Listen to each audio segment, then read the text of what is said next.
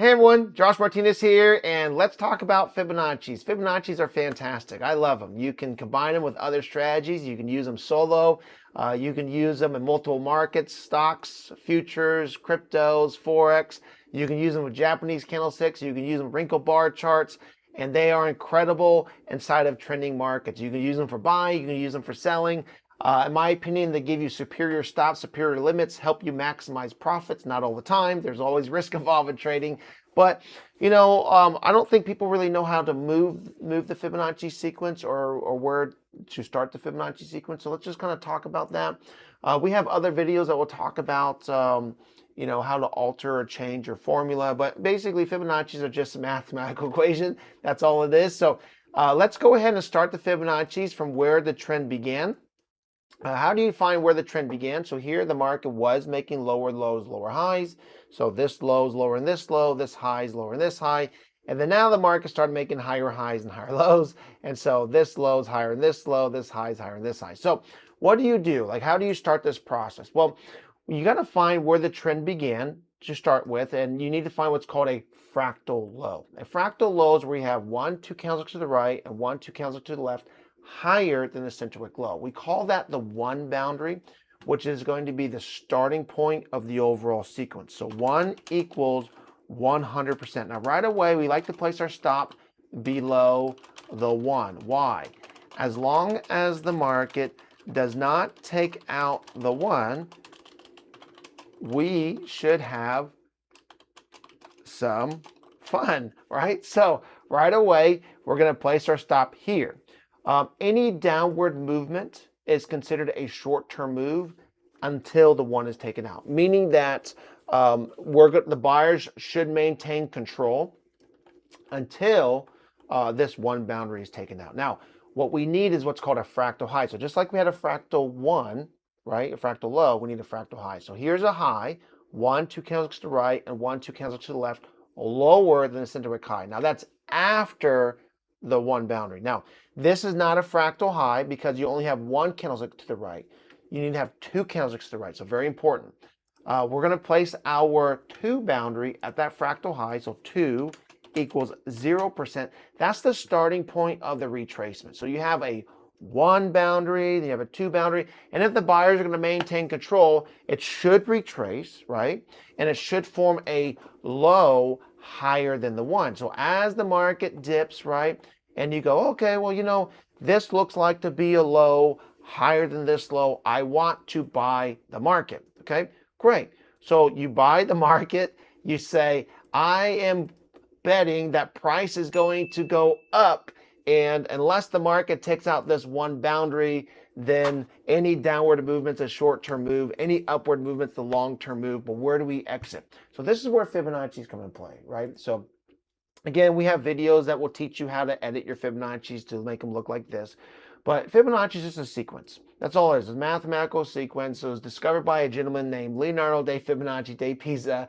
It's not man-made, it's man-discovered. It's a formula to go 0 plus 1 is 1, 1 plus 1 is 2, 1 plus 2 is 3, 2 plus 3 is 5, 3 plus 5 is 8, 5 plus 8 is 13, through all infinity, and through a series of square roots and divisions, we have what's called Fibonacci retracement levels and Fibonacci extension levels. Okay, so if 1 is 100%, of the retracement and 2 is 0% or the starting point of the pullback, then you have what's called 23.6%, 38.2%, 50%, 61.8%. That's 61.8% below the 2. So if 1 is 100% and 2 is 0%, this is 61.8% below. 7.86% and 88.6%. Above the 2, you have 12.7%, 27.2%, and 61.8%. Now that 61.8% is of the 1 boundary and the 2 boundary. That's 100%, 61.8% above. Okay. Now, I would love for you to memorize these numbers and learn the mathematical equation. I would love that for you, but you don't have to. Here's the deal. If the market forms a low higher than the 1 within the first 4 red levels, you buy.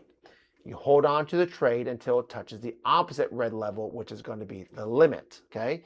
So we say red goes to red. If the market retraces deeper and goes to a blue 786 retracement, you buy and hold, and then you exit your buy and hold at the blue 1272. And then same thing with green to green. So remember, red goes to red, blue goes to blue, green goes to green, stop below the 1. Let's see what happens. So you buy the market, red retracement, market rallies, any downward movements a short-term move. So we're not really too worried about that. Remember, as long as the market doesn't take out the 1, we should have some fun. It's very normal for the market to move in waves, higher highs, higher lows, higher highs, higher lows. Any downward movement is considered a short-term move. Now, you may say, well, Josh, when do you have a blue 2-7 extension? The only time we change our limit is if it touches a deeper retracement. So you see how we came very, very close to this blue retracement? Unless the market actually touches that blue level, then that's not a retracement. We're still at a 1.618 extension, and let's see what ends up taking place. Market moves, bingo, bango, limit is fulfilled. And in this particular scenario, from this entry to this exit, this is the futures market. We are looking at an 800 tick move here. So that's 800 ticks. What is that worth? Just depends on what you trade, right? If you're a micro contract, multiple micros, E-minis, multiple E-minis, you can decide. Okay, so now we're looking for a fractal high to form. Usually, not always, but usually you get a fractal high right at the Fibonacci extension. That's what we love to see. The deepest retracement of the old 1-2 boundary becomes the new 1. And then the fractal high that forms after the limit, that becomes the new 2. So this is the limit, that's the fractal high, and then that becomes the new 2 boundary. And so then the sequence starts all over again. Your new Fibonacci's will go between the new 1 and the 2 boundary, and then your job is to find the retracement to buy. Now you may say, well, how do I know? How do I know that's the retracement? You never know. I don't have a crystal ball. I'm not a wizard. I don't know. But the forgiveness is that stop. If you're willing to have a bigger stop, then you get the forgiveness. Your job is to find the low, and then when or if you find the low that you're comfortable with and you buy the market, and you say, I'm willing to take on the risk, you take the trade. Some people don't mind buying with bigger risk as long as they have a high probability of winning. Some people would not take this trade because they want a deeper retracement, so the reward can be much bigger than the risk. It's completely up to the user.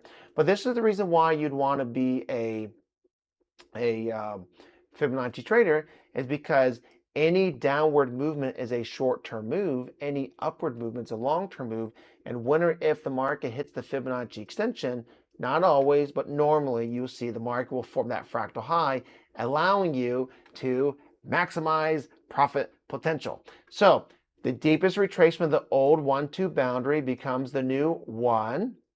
And then your Fibonacci extension, the fractal high that hits after the limit, not before, after the limit, right? After the price is hit, that becomes your new 2 boundary. And then Fibonacci's are spread between the new 1 and 2 boundaries. So there's the 1, there's the 2, and then the cycle continues over and over and over again until either A, the 1 is taken out, or 2, B, like you are able to analyze the market on a larger time frame, and then you're able to say, well, you know, the larger time frame, daily time frame, monthly time frame, fulfilled a Fibonacci extension, and you think the market's going to reverse. Here we have a 618 retracement, so extension will be the 1.618, and so let's see what happens. All right, so we're just going to see the market's making higher highs and higher lows, higher highs, higher lows, and any downward movement's a short-term move, any upward movement's a long-term move, and so let's keep it going, live market. So what this says is that the latest Fibonacci sequence is we have an up 1-2 boundary, 618 retracement, extensions of 1.618, and we're looking for the market to rally about another 607 ticks, so you can plan your trades accordingly. All right, this concludes the lesson on Fibonacci's, on where to start them and how to move them. Again, we have videos that will teach you how to edit your Fibonacci's and make them look like ours. And on that note, every day, helping people find a way. This is Joshua Martinez out. Before we end, just understand there is risk involved in trading. You should never invest money that you cannot afford to lose. Always keep risk management in mind.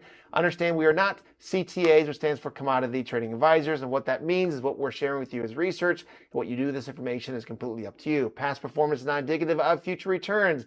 What that means, there's no guarantees of a positive outcome. There's risk involved in every single trade.